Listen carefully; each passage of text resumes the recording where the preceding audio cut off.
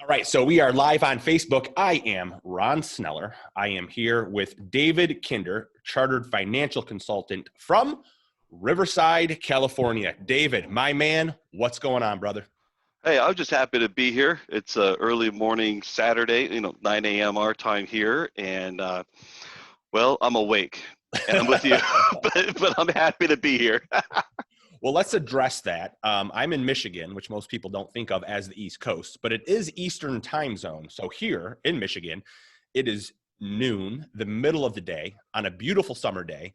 So I'm not sure how many people on my end are going to be watching live. So we are recording this with the intent of replaying it maybe on Monday or Tuesday morning, so people can catch it if they're out and about right now, enjoying a summer day with their family, so on and so forth. So just so everybody kind of knows that. We do have a lot of people I see now joining the group from our different life insurance discussion pages, our financial discussion Facebook pages and financial groups. So that's awesome. Before we dive in, I have to do a couple disclaimers. Isn't that fun, David? Gotta love the disclaimers. Number one, we're going to be talking about a lot of different educational topics today, and wherever we may end up going, please note to anybody watching this, it is not to be construed as specific financial advice for your situation. We'll be talking about some very general things, but make sure that you are working with David or me or your personal financial professional, wherever you may be, to implement those strategies into your specific scenario to make sure that they're done correctly. Cool? Absolutely, and look both ways before crossing the street. There you go. And the other thing, as David and I talk, we're good friends and colleagues in the industry. We're probably going to be holding each other up like, hey, this guy's the best thing since sliced bread. But just as a compliance thing, nothing that happens in this meeting today is to be construed as a testimonial, because that can't happen either. So let's just make sure we cover that. Well, it can't happen for you. It can happen for me, but not for you. That's okay. Okay, cool. Let's start out with this. Can you just please give us like a little biographical sketch, a little history of what you have done in the industry that's led you to where you're at today? Because you have worn several different hats and have a wealth of experience in the different positions that you've been in. Tell us a little bit about yourself and your history. Well, quite frankly, I've really got to go all the way back to my high school days. I was a horrible student. I did not graduate high school with my class. I didn't believe in homework.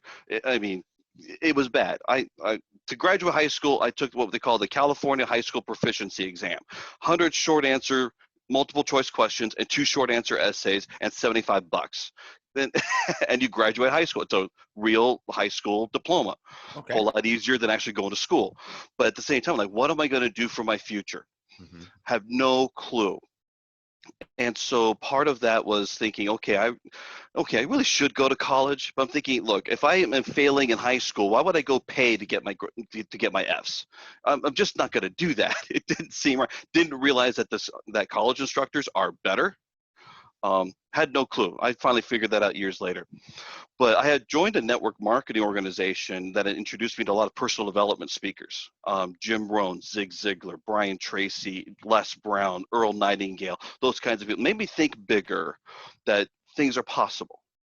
And as part of that, I didn't do well in that group, but they introduced me to that line of thinking. And I got onto all these mailing lists, and I got introduced to today, if I was reading this book that I got in the mail today, it'd be a terrible compliance book. It wouldn't pass anything. In fact, the guy was actually eventually sued for mail fraud and convicted. So go figure. But he was a part of a financial independence marketing group. Okay. And I'm actually still know the founder of that group. It was John Commuta. And so he's a financial author, and he had put together a network marketing organization to sell books and tapes and make people into financial independence consultants, to do seminars, to do personal debt freedom plans. I thought, that would be really neat. I would love to do something like that. So I was kind of thinking about some of those things, but I was still pretty young, and it seemed like life wasn't going my way. So I took a couple of years. I went and served a mission for my church. And so we've talked about some religious things off and on. You are of the Catholic faith. I'm of the LDS Mormon faith. And so I went and served 2 years for my church. what's interesting about that is that talk about one-on-one connections. You know, you're in someone's home, you're teaching them different things and helping them to explore their relationships, their faith and such. And well, after I was there for about 18 months, I broke my leg. Okay. What? How'd I you do broke my that? leg. Look, I was in Tennessee. Look, this California boy does not belong in snow. Snow is a four-letter word. I don't care what you say. And my Doc Martens were well worn. And there's a snowball fight happening around me. Look, I tried to get out. I should have stayed in. I slipped on the ice, pop, crack, I'm down. So I'm like, oh crap. Thank goodness where I was at, the guy was an EMT before. So okay, they knew how to package me up a little bit, but we didn't know what was wrong. Finally, I'm transferred down to the missions office, and they're going to have a meeting without me. So I get to be alone in the mission president's office. They're going to have their meeting in the lobby. Like, okay, fine. And I see the transfer board, and the transfer board has every missionary's, you know, it's a 3x5 card, who's everybody's paired up with. And there's these dots in the corner, and they're filled in. And I'm starting to realize there's a pattern here. The filled in dots are how many times that missionary's brought somebody into the church. I'm like, I've been out here 18 months, so, and everybody comes out in different staggered times. I'm like, I've got the most filled in. Oh, How did nice. that happen? I'm like, okay, look, we always give credit to God, but at the same time, God doesn't do it all by himself. He has to work with us. Mhm. We help bring about many of the miracles that God wants to have happen. I'm like, Yeah. okay, there's something here. And quite frankly, I loved it. I love that one-on-one interaction. I like listening to people, being of service. And so when I came home from my mission, I decided I didn't know what I wanted to do, and I still had my broken leg. So once that cast came off, they sent me home. But that was fine. It was honorable and everything, which was great. But I went across the street. I went into a Wells Fargo bank. I said, I've got sales experience. I've got management experience for my mission. I just called it that. I said, what do you have? And they said, well, you're overqualified to be a teller. I'm like, okay, I'm glad to hear that. What else is there? I got hired on as a personal banker, thinking that I can learn financial services, tie it back into that debt freedom idea, and be giving advice. Quickly found out really that banks aren't that interested in giving advice. They want you to sell product. Mhm. Mhm. Nothing wrong with that, but at the same time, I don't care about selling product. I never got really involved in that. The best things I liked was helping people resolve their problems. Mhm. One of my favorite experiences being at the bank, I had this young teenager, I call him a teenager anyway, but he was 18 and he had this credit card, and he was overdue, past due, over limit, all these things. And I'm looking at this, and I looked at his ID and saying, you know, we got your birth date wrong. This credit card was issued when you were 17. So here's what I'm going to do. You pay this off in full. I'm going to remove this from your credit report because we shouldn't have issued this credit card in the first place. But you have to scratch my back first. Pay this off in full. I'll take care of it. Gave the guy a clean slate. I love experiences like that where I can Awesome. kind of be the hero. Awesome. Um, and so, but being in banking, it's not enough. And I'm running around like a chicken with his head cut off. But I'm looking over at the platform, and there's my platform banker having a cup of coffee with a client for like an hour, having a pleasant conversation, making twice the money. I'm like, I could do that. It's not that hard, I don't think. I've heard you can make a lot of money if you have a Series 7 license. So I've heard these things. I mean, I've had no career direction, no career guidance, but finally something happened at the bank where basically I had to leave. Yeah. Just had Okay. to leave. And I decided my church has an employment office to help you figure out what would be a good fit. And I gave them my experience and something. They said, you know what? You need to go see the people at American Express Financial Advisors. Okay. I'm like, okay, I'll go check that out. Today they're known as Ameriprise, but back then it was directly tied with American Express. Yeah. I passed their initial assessments. I got my licenses in 3 months too. So I went through those pretty quick. I laughed through my Series 7 exam, but that Series 66 was brutal. Took me 3 times to pass that thing. I blamed the study materials on that one. But anyway, I'm still Interesting because yeah. earlier you mentioned about not graduating high school in the traditional sense. I didn't know that. You're obviously a very intelligent guy, very well spoken. You're dressed a hell of a lot better than me this morning, that's for sure. I wanted to make a joke about that. You're dressed looking like $1 million, and here I am at my office on a Saturday in shorts and a t-shirt. So you're making me look bad. But well, that's not my fault. But so there's, but if I was doing paperwork like you were this morning, I'd be dressed for the grunt work too. this is all about you, not me. But the interesting thing is, I mean, there's a difference between like traditional education and actual intelligence and being able to apply it. You obviously passed all your licensing and your securities test and all of that. No problem with that. So you're able to get that done and do really well. So you kind of started your career in banking. Was that at the credit union? Well, I went to the credit union later. Okay. I stayed with the American Express for about 3 months. Now, here's the thing. I always believe that birds of a feather flock together. Mhm. And I was like, okay, I want to make sure that if I'm going to tie my name to this firm, that I can believe and stand behind everything that firm generally is doing. Right. And what I realized the more I did my research or reconnaissance, it's more like, they charge a fiduciary planning fee out of pocket to do a custom plan that all looks the same. Today, I would have looked at it a little differently, but at the same time, a fiduciary planning fee to sell, and they actually call it the Happy Meal. So you all get a variable universal life policy, a variable annuity, here's some mutual funds, and here's a disability policy. Now, you're covering a lot of bases. Yeah. Nothing wrong with that. But you know what? I would get a commission on that anyway. I don't need to charge a planning fee, that I'm thinking of. And I don't want to be held to that fiduciary liability if I'm going to be doing all that just to sell higher commission products. That was my mentality at the time. Sure. And I didn't find anything that detracted me from that.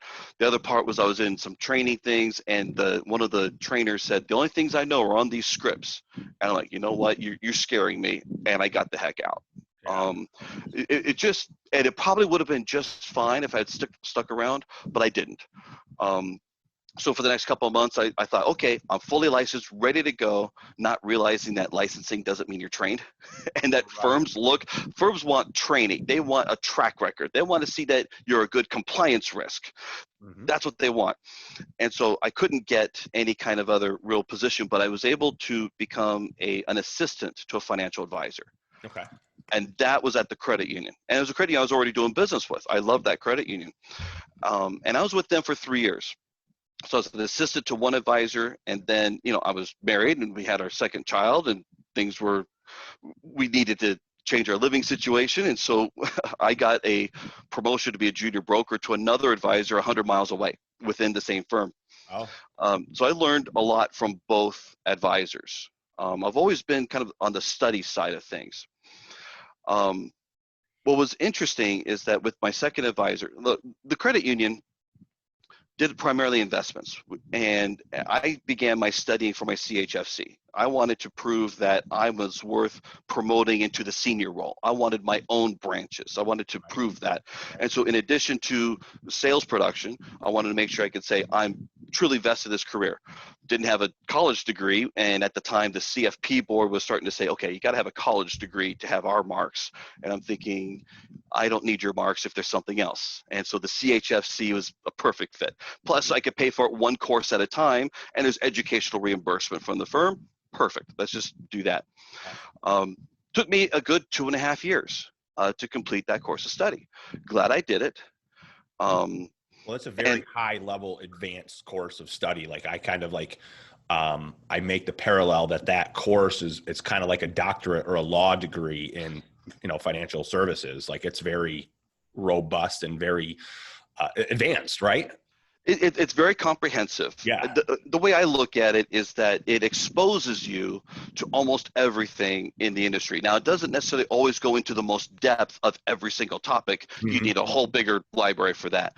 Yeah. But like, for example, recently I've met a gentleman, Kelly Smith. He's here out of Newport Beach, and he does ESOPs. Now, I could spell ESOP, and that's about all I know. But I could go back to my textbook and try to get a little bit more information, and that textbook only has a little bit more information. I need more information to figure out how these things work. But at least like I in get the field exposed. of medicine, I mean, you can get like an MD, but then you're going to specialize in a certain area, and you need more in-depth training on a certain area to be a specialist, right? Yes. So I mean, exactly. So that's not necessarily a detriment. You just don't work in that area, which which is Right. fine. Well, at least not yet. Who knows what the future holds? But I Right. like being exposed to all these different things. How would that work? Who is that ideal for? And how would I talk to that person to see how, so that's, everything in life, especially in financial service, who is this for? Who is this ideally suited for? There's no such thing as a bad product. There is such a thing as an unsuitable product for the wrong person. So I always look at, In your process, you're really big on not the product. You're about solving problems for the client, right? So can you speak a little bit to that? Because I know that's a huge part of like what you do in your planning process. absolutely, and that's been a huge evolution from when I was at the credit union. Because at the credit union, it's so easy. In fact, it's so much easier sometimes. Because I was able to train my tellers and my bankers essentially. Here's how you talk me up, and it's easier for them to refer than for me to self-promote. Mm-hmm. And so it's a whole different model than being in the self-promotion part of the business. Because self-promote, like, how do I promote my own horn without sounding like a complete doofus? I mean, for a long time, I never knew how. But back at the credit, once someone comes in, you say, okay, how can I help you? What's on your mind? Yeah. And then they tell you. And then I'm taking notes. Okay, and basically what it is a suitability check. Well, tell me about your situation. Tell me about your life insurance. Tell me about your disability. Tell me about this. Okay, tell me about your emergency savings. And I'm just collecting notes. Now, it's not the third degree, but I've just got to make sure, okay, based on where you're at, can we take you on as a client? Does it make sense? Okay, I got 3 ways we can work together: mutual funds, mutual funds, and mutual funds. Yeah. And this is the way the presentation worked. I said, okay, we have what I call naked mutual funds. Basically, these are the lowest cost way we can work together, but there's no additional benefits. There's no additional protections. It's just what it is. And we'll figure out an asset allocation that makes sense for you. The other one was mutual funds, but we put an insurance wrapper around it. That's a variable annuity. And the way that those work, you're going to insure your house, you insure your car, you insure your life. Well, we can insure your portfolio for lifetime income. And so, but those have higher costs because we're adding insurance. Mm-hmm. So that would be about 3.5% a year. Then we had institutional money management. This is where we're going to have these people managing your money on an institutional level, and we could do it in a strategic and a tactical way. Those costs are around 2%. So a little bit more than naked mutual funds is getting more service, but it's less than because you're not having total insurance on your program. Which way makes the most sense to you that we should work together? And that wasn't really needs planning, but it was allowing the person to choose. So I wasn't making a recommendation. I was letting them choose what would they feel the most comfortable with. But today, what I realized is that there's always a context in the sale. There's a reason why people do certain things. And when I left the credit union, I was like, why do people buy life insurance, especially at a younger age? Why do they buy whole life or indexed universal life, which was barely coming into existence? Why do people do these things? And what I realized is that life insurance is a context sale. People don't buy insurance for what it is. They buy insurance for what it does within the context of the problems. And without the context of the problems, there is no insurance sale. Right. And that's how you serve best. You have to emphasize the problems you're solving. And once the problem is really realized and crystallized, you say, okay, but that's a problem. Do you want to fix it? And if they want to fix it, Absolutely. say, well, we have a way that we can do that. Let me share with you, and ideally, there's more than one way that we can solve that problem. And I'm going to just butt in for just a quick second because you're really rolling. But okay. this is a perfect transition. Thank you for where I kind of want to take the conversation next to what you're doing today, because there's been quite an evolution from when it was like, you doing mutual funds and variable annuities to what you're doing today with the Breakaway League. Now, the Breakaway League is they're promoting a new innovative way for financial planning, like taking that conventional wisdom, because there's not much wisdom in convention as we've kind of begun to learn. Unfortunately, yes. We've done the math. And so I've actually opened this Zoom podcast. I don't necessarily usually do that, but I've opened it for several financial professionals from our groups. And so there's several on, and they're probably wondering more to hear kind of like what you're doing with the Breakaway League. So can we start by just continuing that with the problem, focusing on the problem to solve the problem and staying there versus focusing on a product. So what are some of the things that you're doing with the Breakaway League to help consumers identify their problems, they focused on it, and how they're going to solve those problems? Well, perfect. Here's the problem. The problem is the breakaway league is a solution to industry problems, Mm-hmm. because the industry, unfortunately, we don't have great positioning. Mm-hmm. When I went to my first agency, look, I left the credit union because I wanted to learn more about life insurance. So I went to a local agency. Now, logically speaking, I mean, okay, I know common sense ain't so common anymore, but you would have thought that if you join an insurance company, it's been around for 150 years or so, give or take, that they would actually know how to sell insurance, and they would actually teach you how to sell their best product. The insurance industry is the only industry that doesn't know how to do that and doesn't do it regularly and consistently. They don't know how to do it. You're not going to get that from the home office. I think part of that was why the $1 Million Roundtable was formed. That's essentially a huge study group formed in 1927 with only a few producers, and they only allowed certain people who produced a certain level to join so they can exchange ideas. Mm-hmm. Because where else are they getting ideas from? People aren't doing it. But if I went to go sell solar panels, which here in California, reasonably good job, and I know a few people are doing that. If I went to go train for selling solar panels, they would teach me, here's our top of the line flagship solar panel, and here's why people should want it and why it's our best value. And then everything else would be a deviation from the best. But they would teach me how to sell the best. I went to this company, and they did not teach me anything. There was no positioning. They taught me, well, they had essentially outsourced the planning concepts. They outsourced it to software out of my expense. Mm-hmm. And I'm like, and then once I went and did the math on it, I'm like, this only applies to a certain few people. This doesn't work for most people. And I'm like, this is stupid. But I stayed there for 15 months thinking, I must be missing something. I mean, the best script that look, I got a page of scripts, how to make contact with people. The best script that I got from there was, I'm going to be in your area. I'd like to stop by for 15 minutes and show you the kind of work I do. Okay. I'm like, okay, well, today I'm too busy to bother with that. and if someone were to call me with that, I'd say, look, if you can't tell me over the phone, I'm not letting you waste 15 minutes of my time. I am the bad guy. If someone were to cold call me, I'm the jerk. Mm-hmm. Okay, I mean, theoretically, salespeople are supposed to be nicer to other salespeople. I've studied too much. I know what bad sales is, and if you ain't any good, I'm not letting you in. It's just not going to happen. But at that time, the general agent said, okay, here's who you should call first. Just call the people who would see you just because it's you. I wouldn't see me just because it's me. Give me a reason. Give me the positioning.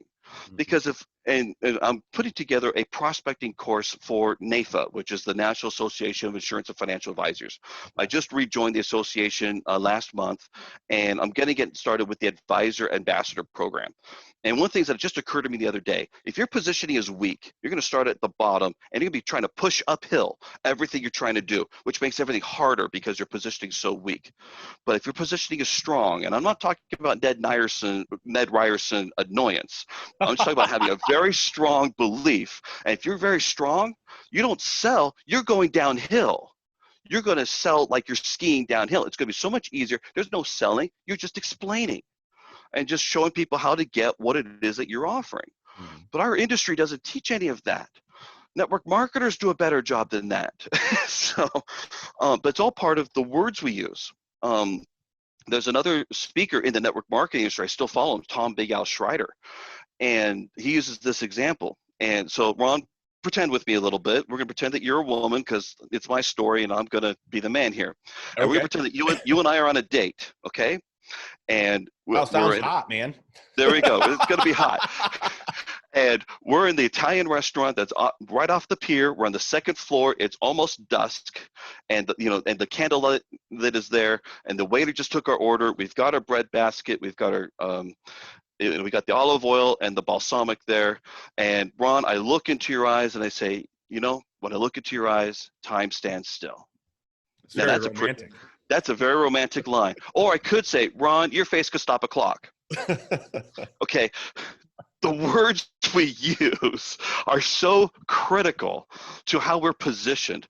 I was just thinking the other day, some agents, and there's nothing wrong with this, but it does show what their results are.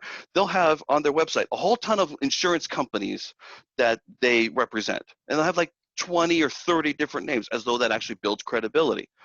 Looks like a used car lot. Imagine all the different cars you could sell. I could sell you a Pontiac. They're not in business anymore, but there's a Pontiac. There's a Chevrolet. Here's a Mercedes. Here's a Rolls Royce. Here's a Lexus. Here's a Toyota. I'm like, but what? You just got to peddle me this stuff? What's the value? What can I expect to get out of this? And for a company, a large agency, to want to have me sell their best product, they've got to sell me first. Because if I can't see the value, I'm not going to be very effective, let alone use the right words to be able to help people understand the problems and how I can help them. Which unfortunately leads to our industry often having the image of being used car salespeople, just pouncing on people, and whenever anybody gives them any sign of attention, that they're never going to let them go.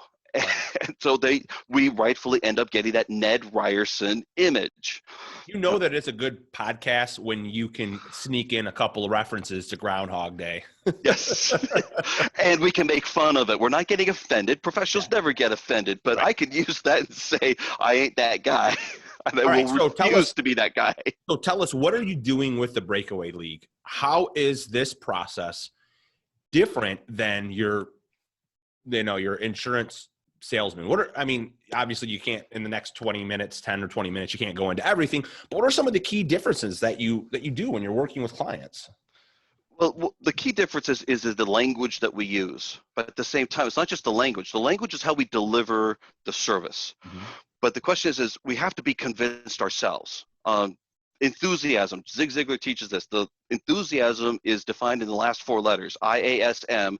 I am sold myself. Mm-hmm. And until I'm sold myself, I'm just doing a facade. Mm-hmm. And I'm not doing this in the best way.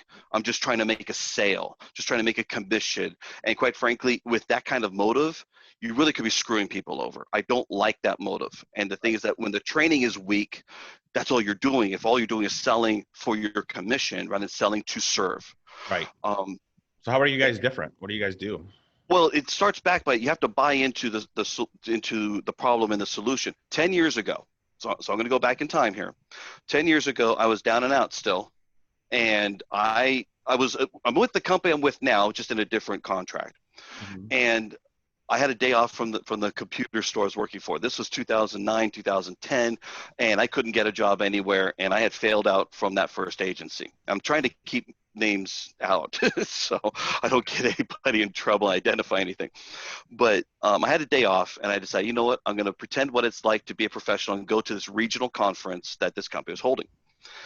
And I thought, okay, I'll probably get some product updates and something new, and maybe it'll be a motivational speaker. Oh my gosh, I couldn't believe who I'd met. I met Tom Love. Okay. And I won't say I really met him, but I heard him speak. And what Tom Love did was he brought the greatest amount of clarity into exactly why he does what he does and the exact benefits that someone could have for buying his product. And he did it in less than an hour. He was entertaining. He was energetic. And I still remember his 3 buckets and coordinating retirement distributions within the tax code. And back then, it was just primarily the Social Security benefit. We've had other tax issues since then. Mm-hmm.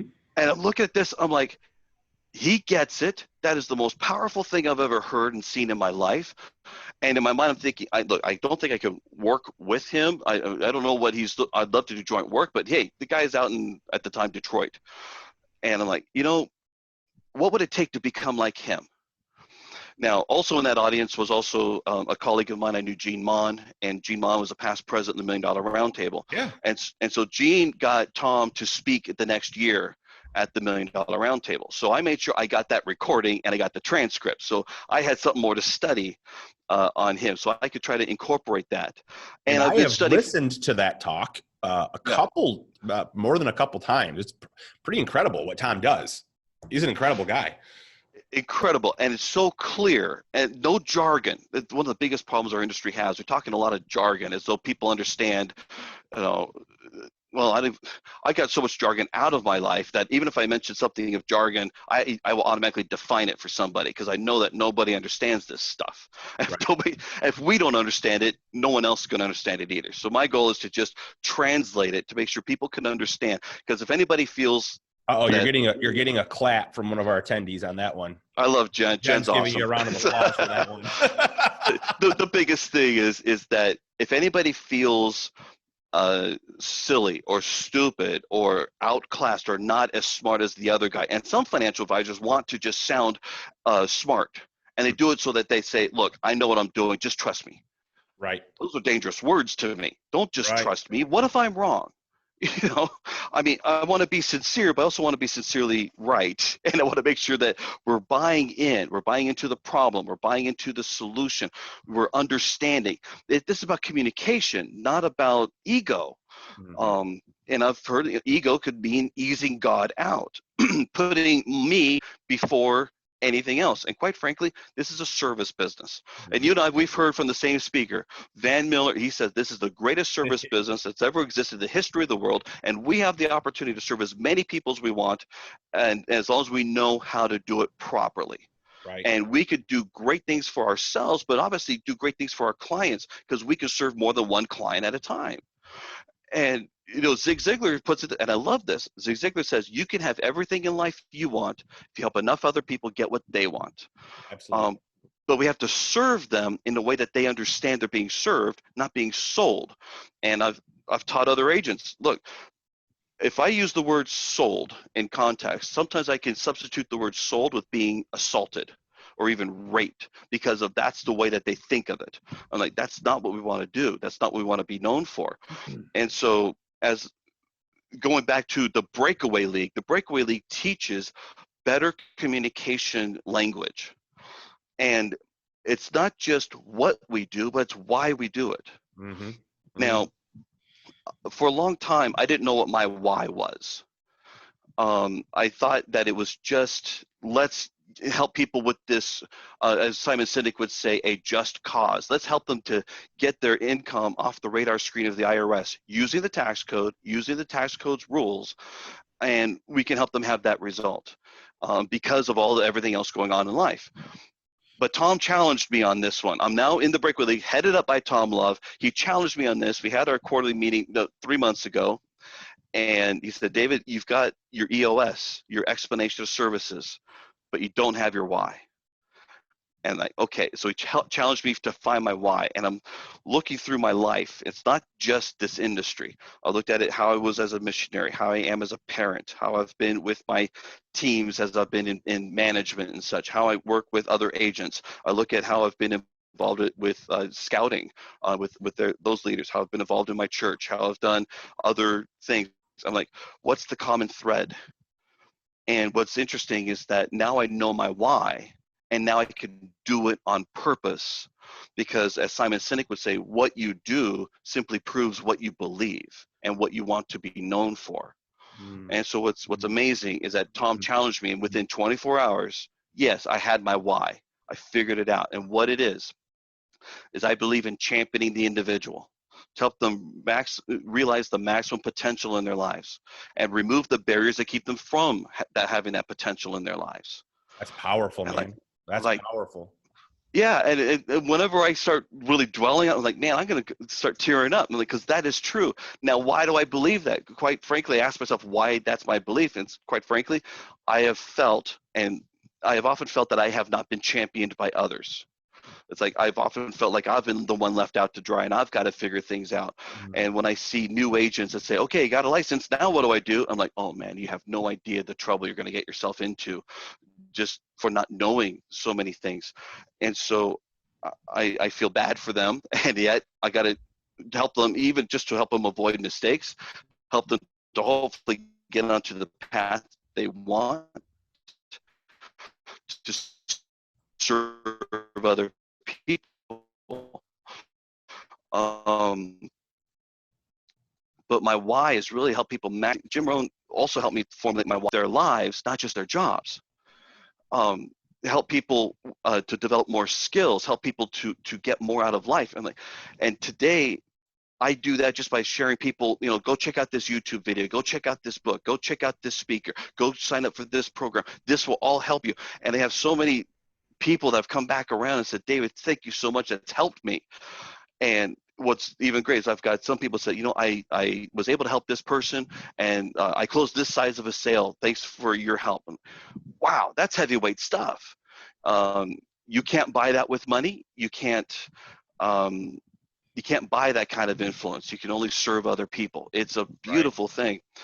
And since I'm talking about influential people here, there's another gentleman I'll say he's well known in my communities, Mark Mortensen. Now today, okay, I knew him from church. So at the time, he was the president of our men's club, like an elders quorum, but it's basically men who are under the age of 50 unless they were in another capacity. And he was the president, and I worked with him in the presidency. Now today, we have a congregation, and we have a stake, which is multiple congregations. Well, he's over multiple stakes. That's where he is today. And so he had a profound influence because we had something called home teaching. What it was, we have a lay ministry. Nobody gets paid in our faith unless they're in a full-time administrative position. And so we all check on each other. And we report back to make sure, how's everybody doing? And so many times we'd hear, hey, brethren, we need to hit 100% home teaching. Quite frankly, I don't care about the number.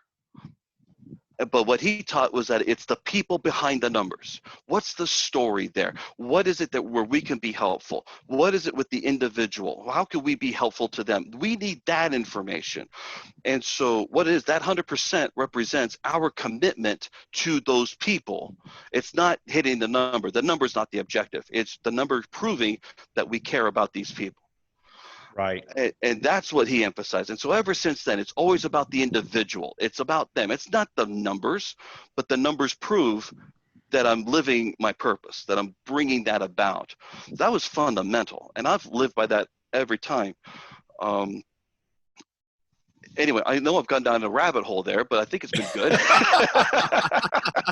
Well, I know that developing your EOS and developing your why, a huge part of what the Breakaway League does. And Yes. I've been attracted to the group, and I've attended a lot of the boot camps and the trainings and things of that nature. And I've learned an incredible amount about the industry and some of the great things that we can do as financial professionals. So for financial professionals who are watching this video, whether it's here live, whether they've joined the Zoom webinar, or maybe they watch the recording of it, part of what you do with the Breakaway League is helping to grow the membership. So I don't know if you would call yourself like a recruiter or if you're a promoter, but can you just, for the financial professionals, not necessarily any consumers who may be watching this, can you just speak to why a financial professional may want to, whether it's dip their toe in the water by attending a boot camp, or whether maybe they consider joining, what's in it for them? Why would they want to do that? If you want to reinvent yourself to no longer be an insurance agent and become a person of interest, you need to learn and get plugged into what we're doing. The neat thing is we have complimentary events. We have events at a cost. But the fact is, here's the deal. If you are introducing yourself and you're getting the response that basically says, oh, you're one of those, you're failing in your marketing. Okay, because if someone says, oh, I'm a realtor, I'm an attorney, I'm a CPA, I'm a whatever, you're not going to get someone's interest. And what we learn is that the words we use are vitally important. Now I'm going to share it with you, what I do and how I do it. I'm going to share with you how I would introduce myself today, because I learned this from being a part of the Breakaway League. And if someone wants to up their game, I don't think there's any better study group than the Breakaway League. And we're all working on this stuff together. So some of us are still further behind. Others of us are pretty advanced. I want to think of myself as one of the advanced ones, but that's me, and maybe a little ego padding there. But we just talked about a few minutes ago. You got to keep your ego out of it, man. Got to keep it out of there. But at the same time, hey, you got to take credit where credit is due. Just got to be. Look, I'm the most humble guy I know. Okay. All right. So how do you introduce yourself to people? Or so someone was to ask me, David, what do you do for a living? Thank you so much for asking, because I love what I do. I'm in financial services, but I work very differently from everyone else you'll ever meet in my industry.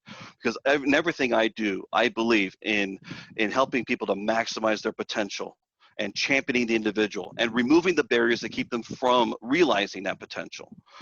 what I want to do is I believe that you have the fundamental right to be the primary beneficiary of your life's work and of your financial retirement planning. What most people don't realize is that the way that they're setting themselves up for retirement, in retirement, they're going to be paid 6 out of their own money if they're retiring here in California. 6. While the banks, the financial institutions, Wall Street, and the IRS, they have their hands in your money before you do. And so what I want to do is I want to teach the American taxpayer and business owner how wealth works and how the financial planning system has set you up to be paid 6. And so we can actually show you how you can turn it completely around so you can be the primary beneficiary of your life's work, not those other guys. And if we do this right, we can actually help you to retire without even having to file a tax return in retirement according to the tax code. And if we structure this properly, we might even be able to double, maybe even triple your net retirement cash flow. Wow.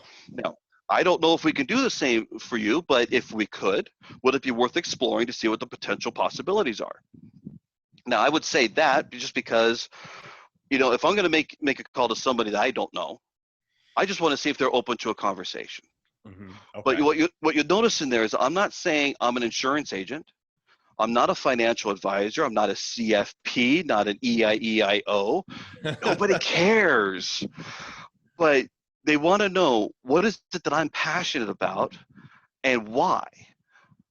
And what's interesting is that for me, this is not just my career. Now this is a life's purpose and a passion because I'm tying it into the root of who I am, because I found my why. And because when you know your why, everything you do simply proves what you believe. And that brings a whole new dimension to what we do in the Breakaway League, rather than just saying, well, I'm going to go out there and go set some appointments. In fact, I call it appointment another round selling. Of applause, brother, from our attendees. Appreciate that. So the whole goal is we can bring a whole new level of satisfaction to the position. Now, at the same time, what if somebody doesn't want to engage with me? That's on them. You see, and I shared this the other day with somebody. Look, you're either in the business of begging for $20 or you're in the business of handing out $20 bills. Mm-hmm. And the only difference is the words you use and how you're positioning yourself. My goal is to always be handing out $100 bills, essentially. I've got the value. You don't want my $100 bill?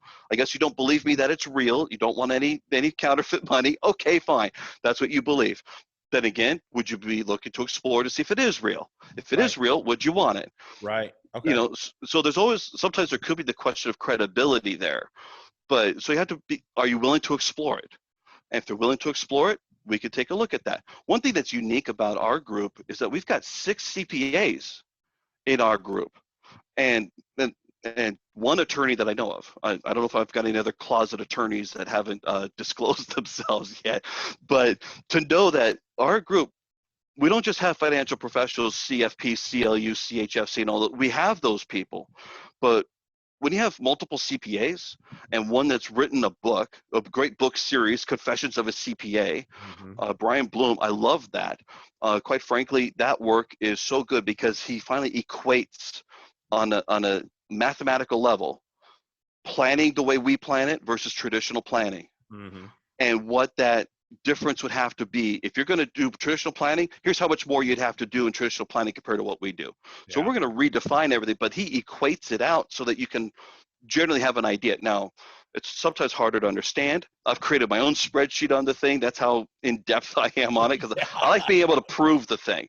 But at the same time, I can prove it or choose not to. The question is, how much do I like you?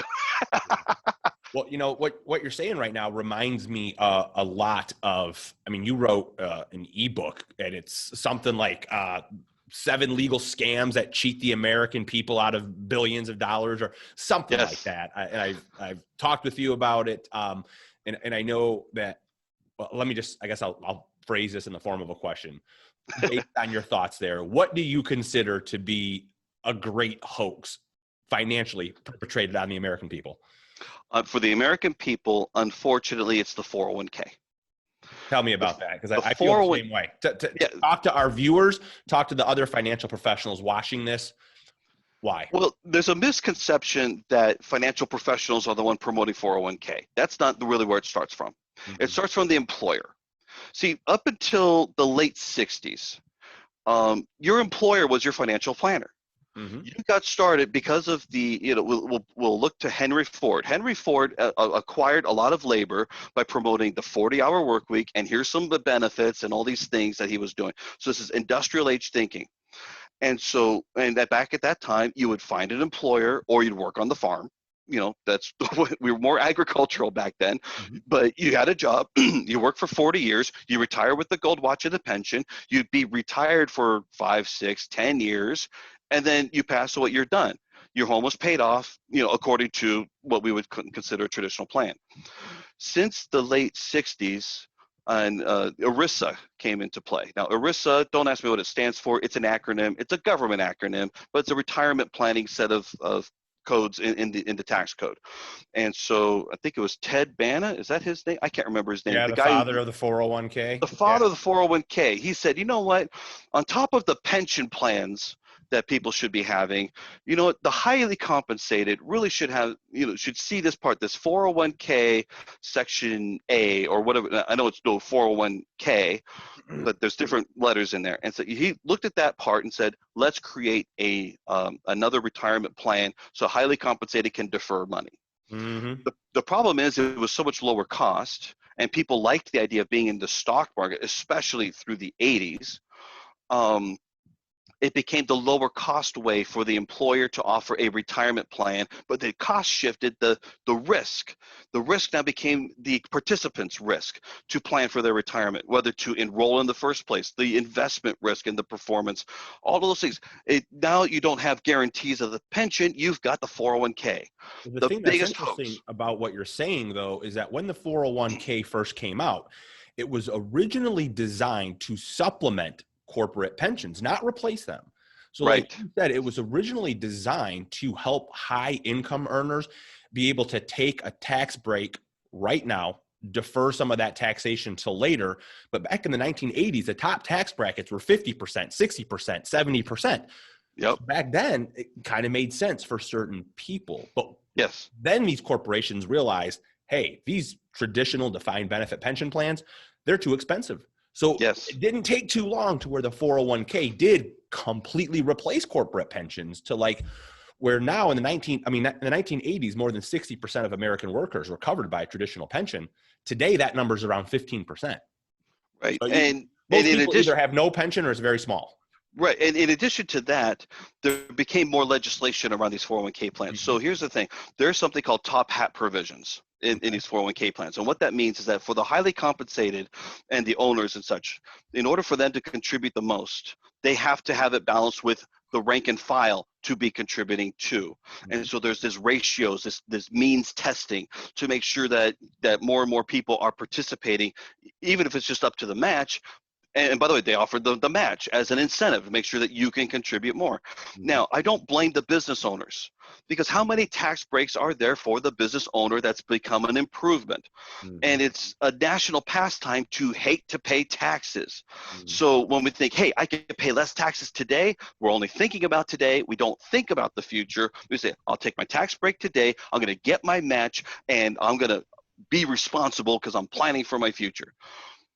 So why is that a problem? That's conventional wisdom. It's been around since the 1980s. And that's a big Yes. part of the problem that I have is that the financial planning industry has been giving the same cookie cutter advice since the 1980s, where maybe it's not really applicable today. So tell me a little bit about that. Why is that becoming such a problem for Americans to follow that same advice? Well, in 1986, Ronald Reagan passed new tax laws Mm-hmm. and it completely redesigned everything. We got the Laffer curve. Mm-hmm. And so really redefined the tax brackets and everything. Now, since that point, what has happened to the national debt? We keep spending and spending and spending. Yeah. Okay. So here's the problem. The problem is that the 401k plans have a tax lien against them for an unknown, undisclosed amount. Because you could defer the taxes, but you're also deferring the tax calculation. And we don't know what the future can hold, and we know who's in Congress today. Now, I also have a certain belief, I think you share this belief, but I believe that there are certain political parties and you know, you could be on either side and look at it in either way, depending on what your perspective is. But I believe that certain political parties are looking at them, they want more power more than love of country. They're not being fiduciarily responsible for their spending. Hmm. Now, granted, this year we've added at least 3 trillion in the past few months. Yeah. Now, I agree with it because of this COVID stuff. Look, I get it. At the Never same waste a good time, it crisis. scares me. Never Yeah, waste a good never. crisis. Exactly. And they are milking this thing, and you know, and whoever you're watching on this, they're trying to pursue their agenda within that legislation, that government spending. And so the question is that, look, if you follow traditional advice and you paid off your home, your cars are paid off, and you don't have any debt at all, but you have all of your money in an IRS qualified or IRS regulated retirement plan, you still owe the greatest debtor in the world, because you can't even calculate what you owe. And it all depends on how you structure your distributions. And quite frankly, you know, when we look at the safe withdrawal rate, this is a concept about making sure that you don't run out of money in retirement. And by the way, I still have to remind myself, success with the safe withdrawal rate means that you still have a dollar at the end. Yeah. Not that, you know, and when you have a flattening curve in your statements, it's not a fun way to retire. You know, you could call that the worry curve, you know, because you keep seeing it going down, and yet there's nothing you could do about it. You can't stop, you know, needing income, and you Right. can't stop spending it, but yet it keeps going down and down. I mean, it's like being on the desert road, which we have plenty here, and you see next gas station 100 miles away, but you've got about, you know, a quarter tank left. You're like, I ain't gonna make it, but I can't stop, but I can't pull over either. So there's so many issues there, but you also can't fully enjoy your retirement if you're limiting yourself to just a safe withdrawal rate, because you keep worrying about running out of money. Mm. And so all of these things, and with the baby boomer generation, which the 401k and Wall Street has followed the baby boomers all of this time, we can look economically and demographically how they spend their money. Well, now in 2012, I think it was, the first baby boomer turned 65. Hmm. Or at least 62, if not 65, to be able to claim Social Security. So that's now going to be another thing. Now, Social Security is, I don't consider it an entitlement. It is a benefit. We've contributed into it. The employer contributed into it. You are entitled to have it because it's a contract with America.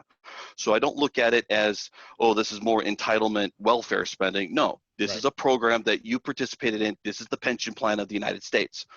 Um, Everything else can be subject to debate, but but that one. But the thing is that you paid into that. Now they're going to tax it, and you're going to have all this Wall Street volatility, because now Wall Street's getting into the fact that, okay, people are going to be taking more money out than they're spending, and we've got these politicians saying, okay, but we're still spending so much money. How are we going to balance this budget? Taxes at some point, something's got to give. I don't care which political party you're in. If there's the math party would say the math doesn't add up. Well, I mean, you're talking about Social Security, and you know, Social Security is number 2 budget item in the United States. Yeah. Medicare and Medicaid spending, and that's the number 1 budget item. And Medicare is projected to become insolvent in 2026. Social Security is projected to become insolvent in what, 2034? Yeah, something like that. But you know what happens with those headlines is that something's going to get passed, some spending limits going to be increased, everything will be fine.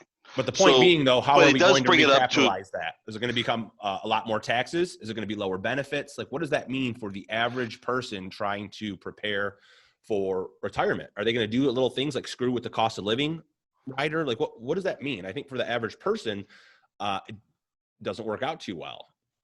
well, I don't necessarily know how it's going to happen on a massive scale. But here's the thing is that, okay, if taxes go up, which means Wall Street doesn't like that, because Wall Street is pro-business. So I don't care which part you look at. When taxes go up, Wall Street will go down. What's going to happen then? Well, the contracts with America say, you know, the government has to fulfill on its obligations. Well, how are they going to do that? Well, I guess things are just going to have to become more expensive. How? Well, maybe they're just going to have to print more money. Mm. And so is it possible to become a Venezuela? Maybe. However, the reason we haven't done that yet is because of demographic spending. We have more of an older population that may not be spending as much. So that's why we're not seeing a lot of that happening, whereas Venezuela, I suppose, has a lower demographic. Not sure about that, but I'm not the greatest economist. I Right. do know that I used to, when I was first at the credit union, my mentor was trying to say, read the Wall Street Journal every day so you can learn about the economy. And what I realized is that first, the Wall Street Journal gives me anxiety. I don't like reading it. I can't stand this thing. And he says, get an opinion on it. Like, because he thought that the idea of creating content, of creating clients is, I want you to know that I know. I don't know anything. I don't want to know anything. But if I follow what the government is doing, everything else responds to what the government is doing.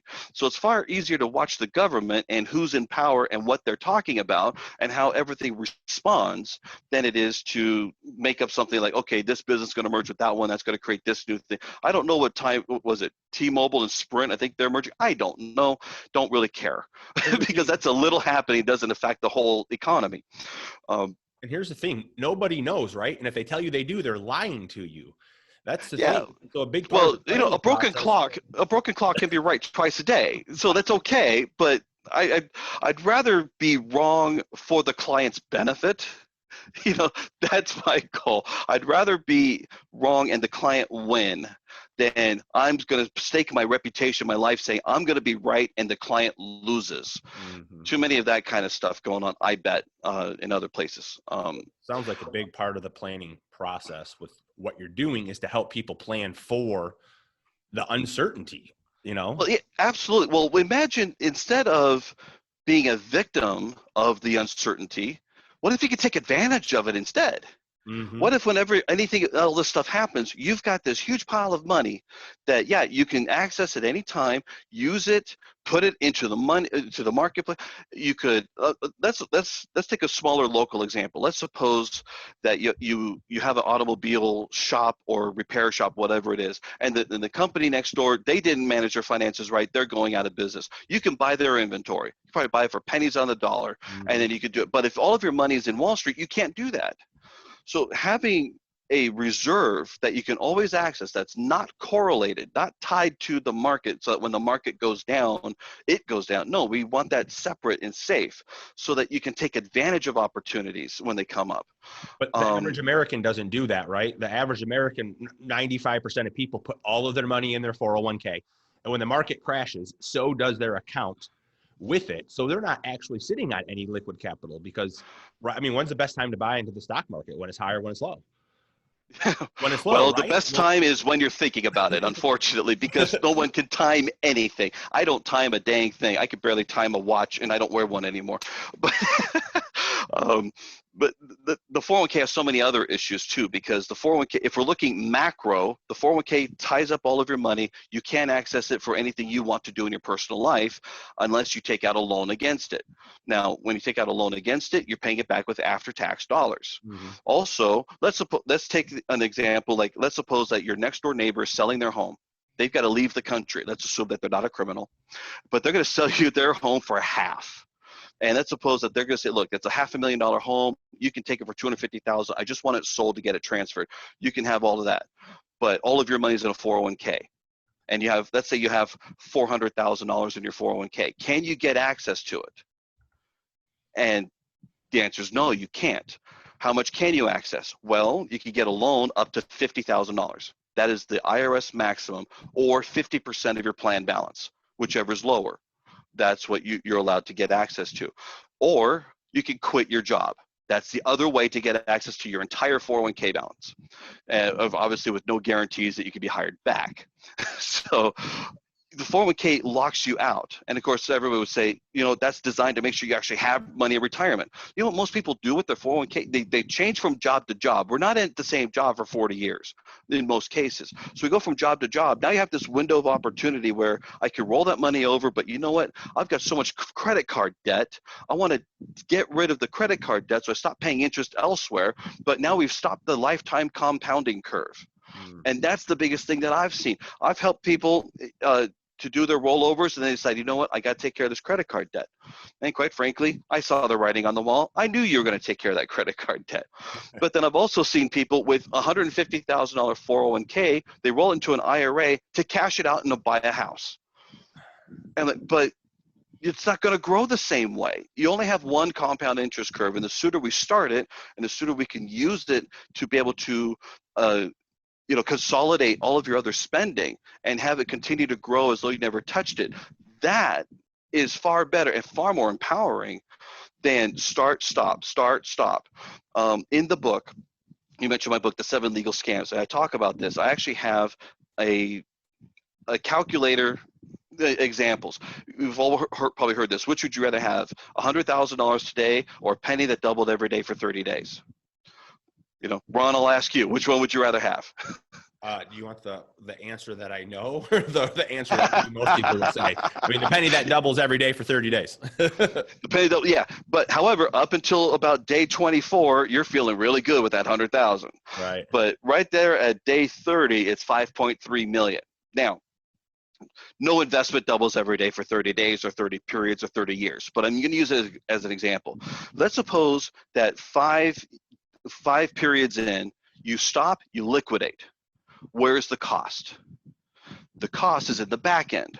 So you take off 5 years from the back end, and you realize if you delay 5 years, you don't have 5.3 million, you have 167,000. So using that example, it's like that's where the cost is. It costs you a huge amount to delay the compounding of your money. Now, so it's the opportunity cost, and most people don't think about that. Right, because we're living in the closer period of today. Oh, I'm just going to rebuild it again. I'll get back to where I was. Yeah, but you lost the time. You lost the use of your money. You're not building. So the idea of getting on the wealth curve and growing it and keeping it growing and being able to access your money for opportunities, that's where it's at. And that's what I've come to learn. And here's the neat thing, the way that we do it, imagine if you become disabled along the way. Something happened in life, you got hit or you got a brain aneurysm, whatever it is, you become permanently disabled. My plan will keep contributing the cash even until retirement. No 401k plan is going to keep putting money in it for you. No IRA is going to do that. No 529 plan is going to do that. No mutual fund brokerage account is going to do that. Only the type of plan that we're talking about can help you with that kind of result. So even if you become disabled, the plan is still going to work. Man, that's powerful, man. That's powerful. Well, listen, we've been going about an hour now. Let's we're gonna kind of really. Wrap well, up. I haven't felt it a bit. So. I know it, dude. I know it. We could do this all day. But again, we have a lot of financial professionals probably watching and on. Just very quickly, what special opportunities do you see for financial professionals being able to help the American public, in the near future? Well, I'm noticing that there's more of a trend from getting away from being a specialist, or being a generalist. There's an evolution, I think, of how we position ourselves. And in the beginning, when we're an agent, we say, I sell insurance. You're known by what you sell. Then we get our securities licenses, and maybe we get a designation, and we say, now I'm a certified financial planner. We become an identity of what we want to be known by. Now we're realizing everybody's moving toward that identity. Now we're trying to get to differentiation. How are we different?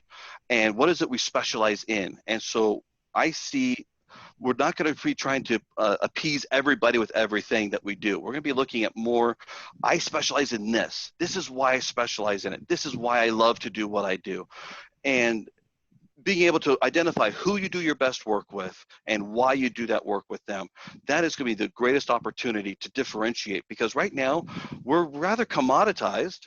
All of our messages are screened by an attorney to try to keep the companies out of trouble, to preserve their reputation, regardless of our sales ability or not. Yeah. And so being able to break out of the mold, that's our opportunity. And the Breakaway League is perfectly positioned to help people break out of the mold. In fact, if someone's watching this, there's theexplanationofservices.com. It's a course that Tom Love will take you right through step by step to help you develop your own explanation of services, so that you can have more powerful language to help you communicate exactly who you are and the vision of what you do, not just I sell a widget and your perception of that widget determines what you think, how valuable it is to you. I want to be the one to frame that conversation. Awesome, man. Awesome. We have a few people on. We have just a minute or two. If we have a question or two from any of the other agents and professionals who are on, if you guys want me to ask David a question, you can go ahead and pull it up and put it in the chat box. We got just a couple more minutes. So if anybody has something on their minds that they want to ask David, specifically, I will take a look at our chat box here. Hopefully we don't have any trolls. I've dealt with some trolls in this industry before. Well, everybody. These look like the right kind of people. I like them. So yeah. We have somebody saying, "Great job, David." Oh, thank you. Okay, that's from Gwen. All right. I'm not sure that I know Gwen. You should. I think you should. Maybe. Okay. I know Jen, if it's the Jen I'm thinking about. I know Ken. We got Gwen, Jen, and Ken. All on my list. How about this one? What industry development are you most displeased with? Right now, the biggest one that I don't like for consumers is the fiduciary rulings. You cannot regulate ethics. It cannot be done. You have to be the right person who takes care of people with the knowledge and the proper intentions for those people. Wait a second. Wait. So you're saying that if I go take a class and if I'm not ethical, all of a sudden the class is going to turn me into an ethical person? Is that that's not going to work? Not that I've seen. Look, I've got this great certificate, National Ethics Association. This proves that it only says that I'm committed to it, I'm paying attention to it. But right. I could use that and say, I'm ethical and really screw you behind the back. That's not who I am. But the thing is that the industry says, okay, here's ethics training. You got to be ethical. I'm thinking, you know what? Every other criminal, look, Bernie Madoff was a fiduciary who's supposed to hold their client's interests ahead of his. Mm-hmm. He was not an ethical person. Right. And there's been other Ponzi schemes out there. Now, that's not to say that everybody that has an investment license is going to be a criminal. Obviously not. And I don't blame them for promoting the fact that they're a fiduciary securities advisor. But a lot of this government regulation stuff, I think it just gets in the way. It muddies the waters. It creates more red tape for the people who are trying to do a good job. Yeah. It's just like, and quite frankly, and you and I, we could probably talk all day about this. It's kind of like the gun safety rules and gun control. All it seems to do is punish the people who are good to delay them from being able to exercise the Second Amendment rights. Mm-hmm. At the same time, I do agree there needs to be some safeties in there, but at the same time, the criminals create their own bombs. Criminals create their own stuff. That's why they call it the black market. There's, anybody who's not ethical, doesn't want to follow the rules, there's a way around that they'll get what they want. Right. So only the people who want to follow the laws and be legal and such, they're the ones that get hurt by a lot of that regulation. Yeah, we got another question coming in here. So is the Breakaway League mostly a study group? Is it a place to learn best practices from great people? What all? It sounds like they're asking what's all involved if someone was to join the Breakaway League. Great question. I would say yes and yes, but there's a lot more involved. So first of all, is it mostly a study group, and can it be a place where you're learning best practices from great people? Yes, absolutely. But I also look, if you get onto our introductory webinars, you get an introduction as to what we're all about. And in fact, on August 13th, I'll be promoting this. We have Brian Bloom doing our introductory webinar. I haven't seen him do that yet, and he's the author of The Confessions of a CPA. So I'm looking forward to seeing how he is going to help introduce the Breakaway League and what we believe. Mm-hmm. We also have the boot camps, which are fantastic value. You've been on there at least once, if not a couple of times, and I've still learn from them. I've done multiple times. In fact, I think because the information is so awe-inspiring, I mean, it's just like a complete paradigm shift. And I'm like, holy cow, it's a lot to take, even for a trained financial professional. Yes. Uh-huh. I've done the same boot camp multiple times and just kind of like built on and taken my knowledge to like the next level and like, built on what I learned before. So, and I paid both times and it was absolutely worth it. Yes, absolutely. And what's interesting is that, the first time it's the fire hose. The mm-hmm. second time you're like, okay, I need to make sure I get clarity on these other 2 points. Mm-hmm. And you still leave there with a headache, but it's a good headache. You're like, I got my value out of it, but I'm overwhelmed. And I still got to go. And even for me, I still get that. So I know these boot camps are like open to any professional who may want to learn about it. But what if somebody wanted to join the Breakaway League? Can they remain with their current firm? Would they have to join like a certain company? And that may be something that you would handle with, an interested party one-on-one. That might be just better to talk about there. the strategies that we promote in the Breakaway League, we work with a company that has built their products for the ground up to serve our philosophy. Right now, that company is Ohio National. Now, Okay. if that should ever change, great. We'll figure that out later. But right now, Ohio National is the company that we work with every time. Gotcha. Unless there's some reason not to. Like the state of New York, I think we work with Mass Mutual at that point because we don't do business. Ohio National does do business in Ohio, or excuse me, in New York. But getting back to being a member of the Breakaway League, and there's different ways to join, but the Breakaway League is about skill refinement and applying the things. It's an activity accountability. In fact, Tom has this group called the Tough Love Group, trademark pending, which is a great term, but that's about the activity level, making sure we're actually applying these things and promoting who we are and what we do, getting into positions where people ask us, what do we do for a living? So that's part of it. So it's applying everything. So unlike the boot camp is knowledge. Tom gives us everything that he knows. He gives us everything in the kitchen sink and then some. But once we're in there, it's more about skill development. How do we refine ourselves? How do we take advantage of opportunities that are currently in the news? How do we take advantages of things, of different talking points? It is a study group, but it's also accountability. We also praise and promote each other. And we give each other a hard time too. So, you know when you're on Tom's good side when he starts calling you an ass. I mean, it's just true. And then as a final wrap up, do you have any just general last words of wisdom or a personal motto that you can leave us with to inspire us for our day and our upcoming week? Oh, great. You're gonna throw me on that one. I don't know, but all I could say is that for me, I love trying to elevate the conversations that financial professionals are having. I see all the statistics from LIMRA, which is the Life Insurance Marketing and Research Association. People aren't buying enough life insurance. Why? We don't have the right conversations with people. We don't show people what's in it for them. And life insurance, people already have their own idea of what they think it is. They have no idea everything it can do and do it better than anything else you thought you could do it with. The conversation isn't there.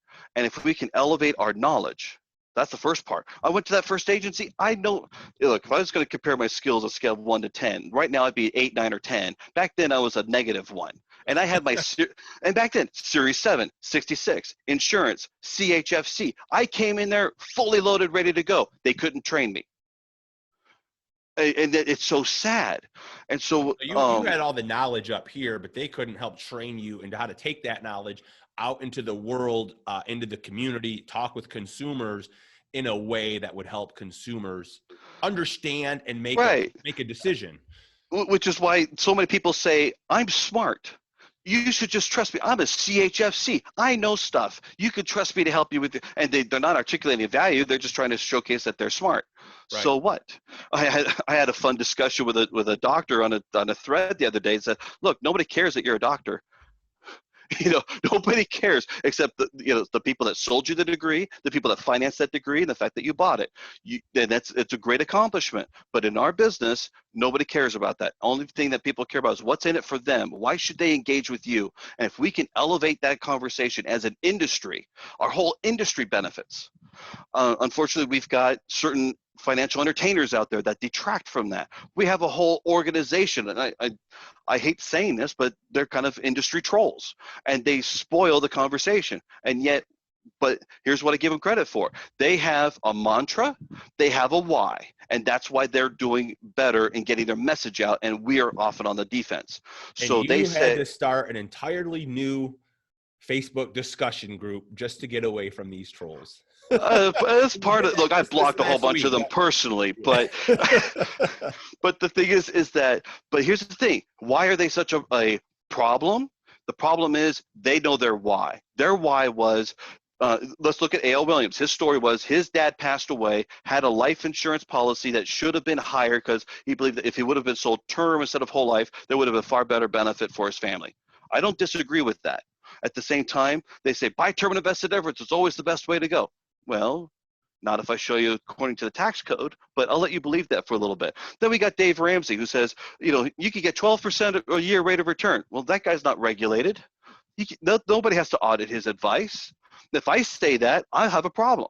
I'll get an E&O claim. Well, because it's not true, I could quickly show anybody on a S&P 500 true. calculator that over the last 20 years, from January 2000 to where we're at today, it's less than 4% what the S&P 500 Yes. has returned.